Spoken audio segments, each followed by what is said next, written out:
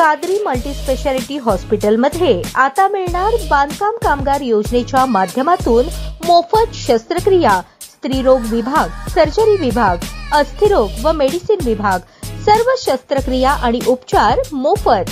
पत्ता plot number 10, Majrewadi, नई जिंदगी रोड, अथर्व मंगल कार्यालयाजवळ, सोलापूर।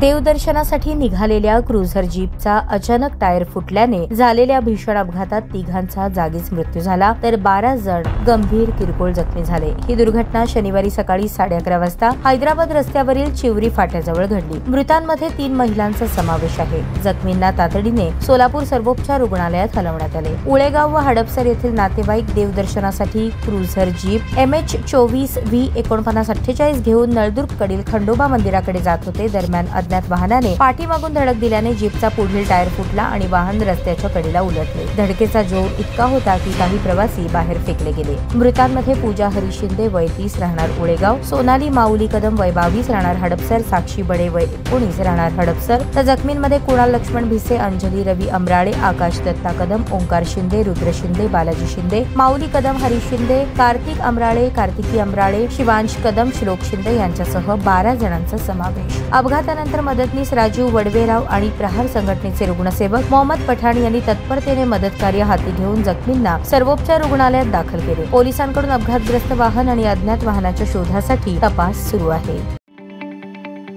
ताज्या बातम्या पाहण्यासाठी प्राईम महाराष्ट्र न्यूज चॅनलला सबस्क्राईब करा।